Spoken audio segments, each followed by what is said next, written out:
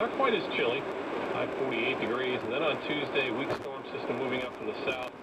That'll spread some light rain into the area in the early morning hours of Tuesday. That'll likely mix with and then change over with some wet snow. Slushy coating to an inch on non-paved surfaces. About as much as 1 to 3 inches northwest of Interstate 287 in New Jersey, a high 41. I'm meteorologist Fred Anderson in the WCBS Weather Center.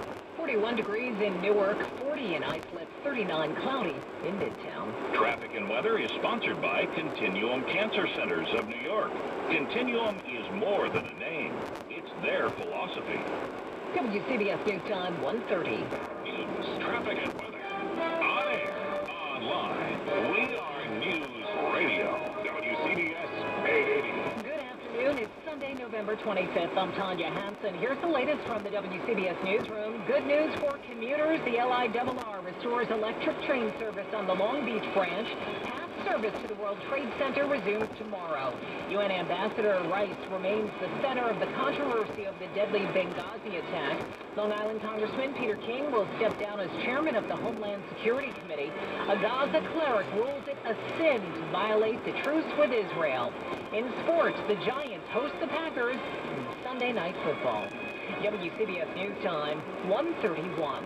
For the first time since Sandy, electric train service is rolling again on the LIRR's Long Beach branch. Service was restored this morning. Sean Willis from Amityville puts post-Sandy train troubles in perspective. When we go through that, when we shut down the LIRR and all of our public transportation, that really affects New York because they lose a lot of revenue.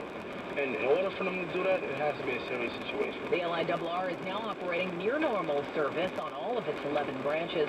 And there's good news for path riders who take the train to Lower Manhattan. Path service resumes between Newark and the World Trade Center tomorrow. Volunteer doctors and nurses are making house calls in some hard-hit neighborhoods on Staten Island. Volunteer nurses fanned out across hard-hit Oakwood Beach on New York's Staten Island, going house to house, helping the many people here in need of medical care. Do you have any other medical issues like asthma, heart disease? Dr. Neil Napola grew up here, and he still lives and practices here. We felt that there was a lacking of direct medical care. Many can't leave their homes to go see a doctor because they're either sick, disabled, or lost their cars during the storm. Others say they simply don't have the time. They're suffering through the headache of trying to reclaim their lives. We found people with broken bones. We found people in hypertensive crisis. We found people who hadn't had their insulin in days.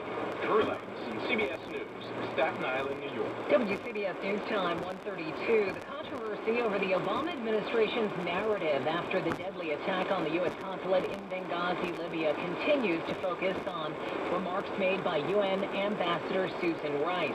Long Island Congressman Peter King, chairman of the Homeland Security Committee, tells NBC's Meet the Press Rice was complicit in what he called a cover-up about what really happened in Benghazi. She had access to all of the sensitive, top-secret, classified information, and she knew that the story she was giving out was not entirely true. Speaking on ABC's This Week, Illinois Senator Dick Durbin says she's being unfairly criticized for dutifully talking about what she was allowed to say. This has just been a dance fest to go after Ambassador Rice. That should come to an end. Let's get down to the basic issues as the State Department is doing. Find out how to keep our people safe while representing us around the world, and stop making this a personal attack on Ambassador Rice. She blamed a spontaneous protest for the September 11th attack on the consulate instead of blaming terrorists. Congressman King will be stepping down as Homeland Security Committee chairman under Republican rules that limit members to serving no more than 6 years as a committee.